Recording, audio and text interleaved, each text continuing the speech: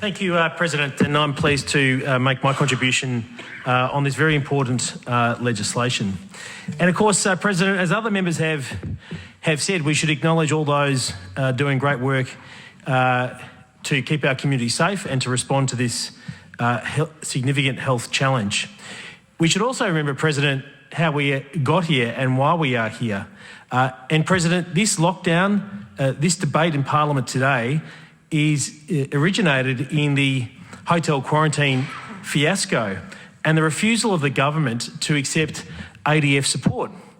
Now, President, we've seen a conga line of ministers through the Public Accounts and Estimates Committee and senior departmental officials and others all talk about this notion of collective responsibility, collective decision-making, I should say, President, collective decision-making. Seems there's been collective decision-making and no responsibility.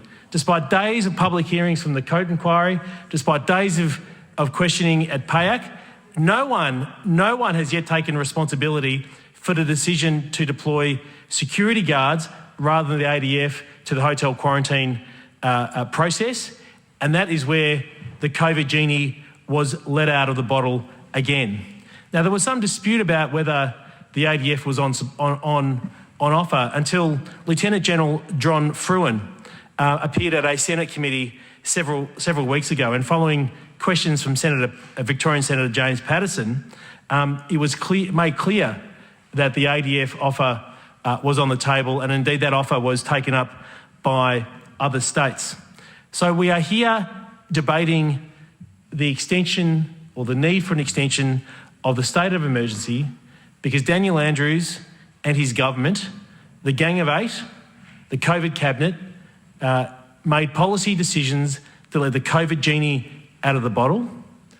And then we have a shockingly incompetent health minister that failed to deliver the contact tracing system that Victoria needs to enable proper and speedy contact tracing to confine an outbreak when it takes place. The sort of strategy, the sort of work that New South Wales has clearly demonstrated can be done to contain outbreaks. Ms Crozier had spoken previously about the antiquated systems we have in Victoria, where contact tracers make handwritten notes and then put it into an old database, and somehow that's supposed to be matched up to enable that process to continue. Whereas in New South Wales, they have live reporting and live tracing to enable real-time updates about areas of risk, people who need to report and be tested. So, President, we are in this very unfortunate position because of the negligence and the failures of the Andrews government.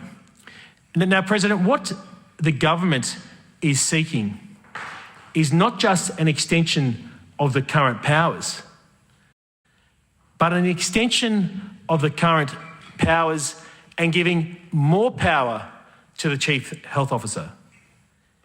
Effectively, what the government and Daniel Andrews have done since the establishment of the COVID cabinet is restrict decision-making in Victoria to a handful of members of the executive, the Chief Health Officer, and one or two others. We heard the Secretary of DPC, Chris Eccles, talk about his grand plan to re-engineer Victoria to be more equitable. The sort of platform perhaps someone running for elected office should articulate, not a servant of the government implementing government policy. So Victoria is run by a handful of people. Now, President, is it good practice to continue what we are doing when what we have done in the past has delivered such disastrous outcomes? We have a system of checks and balances in Victoria in a thriving democracy when it's normally operating for a reason. Because the robust consideration of different ideas, the robust analysis and consideration of different perspectives improves decision-making. Well, that process has been, swept aside by Daniel Andrews. He's not listening to the caucus, the Labor caucus. He's not listening to most of the Labor cabinet. He's definitely not listening to the opposition. And as we've come to see through the speeches of the members of the crossbench, he's not listening to the crossbench. He's also not listening to a growing chorus of doctors who are concerned about the approach that Daniel Andrews and Jenny Mikakos have taken. You know, when the opposition question the approach of the government seeks to portray us as, you know, extremists or people who are, you know, disrespecting the views of health professionals. Well, health professionals are not some monolith with one singular view of the policy response. And those different perspectives on the appropriate policy response have grown louder as the debate today has become closer. And those medical experts, those healthcare professionals and their views should be considered, they should be tested, they should be analysed, and they should feed into the decision-making process. President, never since Federation has such power been vested in so few, including unelected officials. Never before has Victoria had a curfew imposed, not even during wartime. There's been little analysis, little thought, little consideration given between the nexus of harm to people's livelihoods and health outcomes.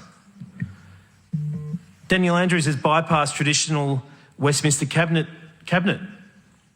a tradition that has served Victoria well for so long and democracy similar to Victoria for so long. At a time of crisis, these institutions should be drawn upon, should be called upon to be more active, to serve more, to have more input, not brushed aside. It's remarkable that the Legislative Assembly hasn't sat since the 18th of June and that the Legislative Assembly hasn't sat with its full complement of members for 6 months. The failure to release a plan for the phased lifting of restrictions should have been released before debate today. Daniel Andrews had known the 6-month limit or deadline was coming the day he announced the state of emergency. Surely there could have been contingency planning in DPC and DHHS to prepare for the impending end of the state of emergency and what an extension should look like, taking into consideration a range of views and perspectives. The federal government, New South Wales, New Zealand have all had parliamentary committees examine COVID response with non-government chairs. Compare the way that Scott Morrison has facilitated regular briefings to Anthony Albanese, weekly briefings I understand it, and the opposition. Compare the way the government engages with the opposition here in Victoria. And of course, the Andrews government likes to talk about the code inquiry as some sort of panacea to reveal the truth about what has gone wrong with COVID, when the terms of reference are so narrowly constrained to elements of the hotel quarantine fiasco. And government departments are luring up with QCs and Melbourne's best legal minds to claim executive privilege over the production of documents to the very inquiry Daniel Andrews said will get to the bottom of this mess. What an absolute nonsense. He treats Victorians like fools. It is absolutely staggering that he would say that process is supposed to get to the bottom of the COVID issues when his own government, when his own departments are claiming executive privilege over huge volumes of documents. And I noted with mirth the comments of the board chairperson, Elizabeth Coate, who said there was no prohibition from any member of the community from giving their direct account of what went on with the hotel quarantine fiasco. This after weeks of ministers such as Jenny Mikakos saying I couldn't possibly comment because there's a judicial inquiry. Well, there's no judicial inquiry. There's a board of inquiry established by the Governor and Council with the terms of reference set by the Premier that is not a court, it is not sub judice, and every question put to the Premier and those ministers should be answered clearly, openly and honestly. President, as I say, the contact tracing failures are a significant reason, I believe, why we are still in lockdown, and we don't have an understanding from government or clarity from government about when a system akin to what New South Wales has will be implemented in Victoria. President, Acting President, looking into the future, there's clearly deficiencies in the Public Health and Wellbeing Act and the interplay of powers in the Emergency Management Act, pursuant to which the government declared the state of disaster. And the interplay between those two acts and how they operate, I think, is something which would be worth government considering in the future. As has been said by previous speakers, the Public Health and Wellbeing Act and the state of emergency provisions were designed for short-term response to natural disasters, not for a campaign pandemic response. And clearly there's a case for future consideration of legislative change to accommodate the set of circumstances we have at the moment, and hardwiring into the Act the sort of review, the sort of role for Parliament and executive accountability that the government has been so happy to push to a side over recent months. Now, President, I've circulated to members of the Legislative Council the advice of Marcus Clark QC and Ms Vanessa Plain of the Victorian Bar about the risks that the current bill poses, particularly around the issue of proportionality. It's something which I wish to pursue in the committee stage, and I've provided Minister Mikakos with a copy of that advice. I also wish to put on the record my gratitude to Michael Wilds QC for his advice that he has provided, who also raises questions about proportionality and the extent of the powers that this legislation proposes in broadening the remit of the Chief Health Officer, and also the questions he raises about the validity of the decisions made by, or the directives made by Minister Neville pursuant to the state of disaster declaration. The legality of those decisions is something, again, which I wish to pursue in the committee stage. President, finally, this bill will be considered by this place. It'll be considered by the other place if it passes here.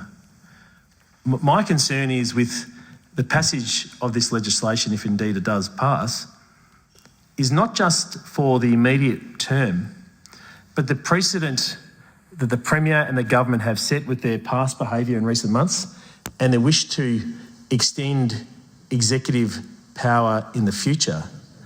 The precedent that sets for future governments about the role of the Parliament, the role of the executive, and the accountability of the executive and the check on executive power by the Parliament and the institutions of Victoria.